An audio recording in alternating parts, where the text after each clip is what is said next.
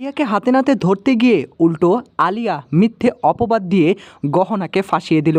গহনার ওপর রেগে গেল আয়ুষ্মান। এমনটাই দেখতে পারবেন আগামী পর্বগুলোতে। বিস্তারিত জানতে চ্যানেলটিকে সাবস্ক্রাইব করে না টেনে দেখতে থাকুন। সকলে মিলে আলিয়াকে বাঁচানোর জন্য ছুটে চলে আসে। এসেই দেখতে পায় আলিয়ার মুখ বাঁধা, দড়ি দিয়ে তাকে বেঁধে রাখা হয়েছে একটা চেয়ারের সঙ্গে। আর তখনই আয়ুষ্মান এসে তাকে বাঁচিয়ে নেয়, তাকে খুলে দেয়। আর এই সব কিছু দেখে রীতিমতো চমকে ওঠে গহনা। গহনা তাকিয়ে থাকে, এসব কি হচ্ছে, আমি তো কিছুই বুঝতে পারছি না। আমাকে কি আবার কোনোভাবে ফাঁসানোর চেষ্টা করা হচ্ছে?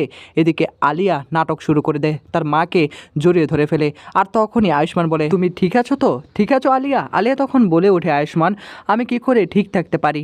আমাকে তো এখানে কিডন্যাপ করে এখানে ফেলে রাখা হয়ে গিয়েছে। আর এই কথা শুনে অবাক হয়ে যায় সকলে। এদিকে গহনা তাকিয়ে থাকে, আর তখনই গহনার নামে অনেকগুলো বানিয়ে বানিয়ে কথা বলা শুরু করে দেয় আলিয়া।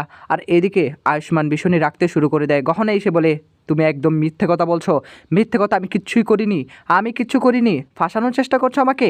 এদিকে তখনই আবার আলিয়া বলে ওঠে, একদমই না। এদিকে আয়ুষ্মান এসে আবার গহনার উপর রাগারাগি করা শুরু করে দেয়, তুমি তুমি এটা করেছো, প্রথমে এই নাটকটা সাজিয়েছো, তারপর আলিয়াকে এভাবে বেঁধে রেখেছো, এই নাটকটা তুমি সাজিয়েছো।